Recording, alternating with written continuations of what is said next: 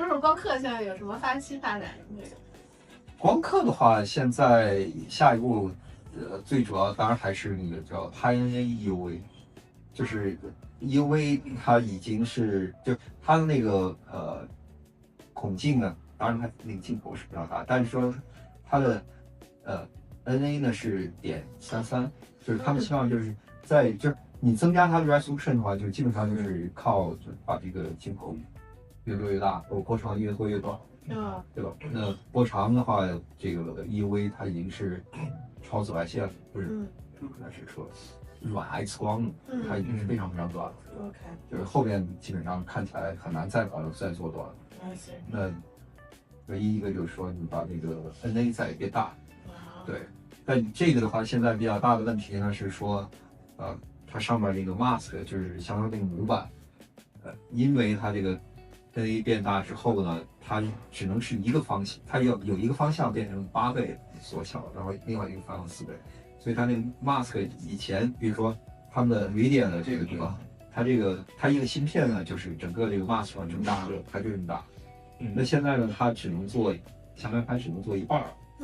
所以呢，它要做他们的这个芯片呢，需要曝光2次，有2个 mask， 那这样效率它不就一下子就变低了吗？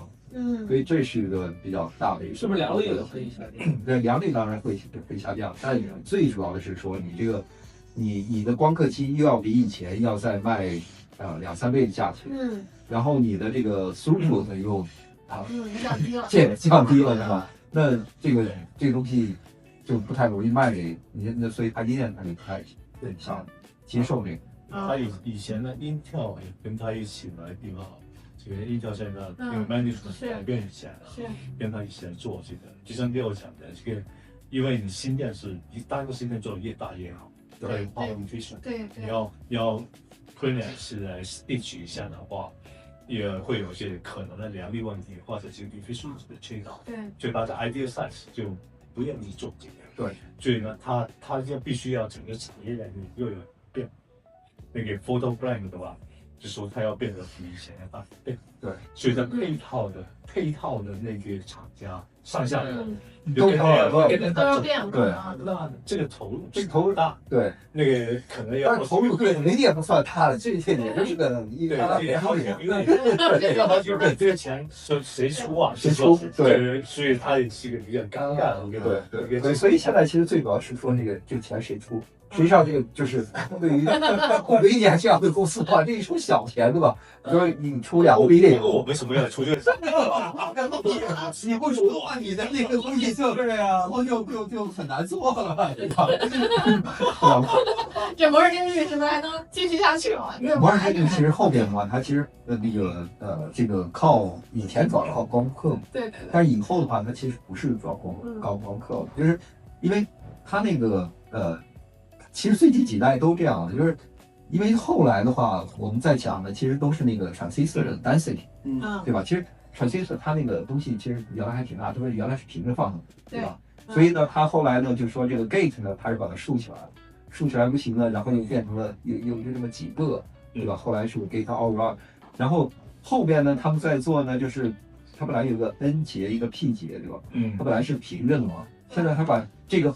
你 P 节放在 N 节上面，那是不是这个面积又小一块？就是以后的话，它会靠很多这种东西，是对 multi-layer。其实，在 memory 这块已经做好多你看 HBM 的话，它不是1层，它是12层，对，还是12层。你要是 NAND 的话，都几百层。对，所以就说它就是往高往上走，这样子呢，它还更efficient。对，因为你通信的距离就变短了。对，这就是那个华为的那个所谓的那个华为的超定律，对，它就是对。但实际上这个东西呢，本来就是半导体业，它就是在这么做。但是呢，他们就是因为国内他们没有办法拿到EUV光刻机嘛，所以它在这个平面上的这个缩小呢，它就很困难。所以他就专门把这个本来就是这个业界已经向3维去走了，对吧？他就说把这个3维堆叠这个呢。它就起个名字叫套定律，其实那么回事儿。所以这个有时候这个 limitation 反而能够触发这个新的 innovation， 是吧？对，就是这个，反正任何一个东西它都有很多条路嘛。以前可能就是这条路比较容易走，对吧？那就往个方向一直去走。那当这个方向遇到困难的时候呢，那可能其他的本来其他那些不太需要的，那就起来。希望大家喜欢这期 YouTube 独家内容，欢迎点赞、订阅、转发，也别忘了在评论区告诉我们你的想法。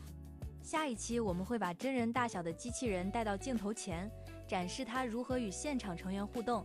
Alan Young 教授也会一起加入讨论。大家下期见。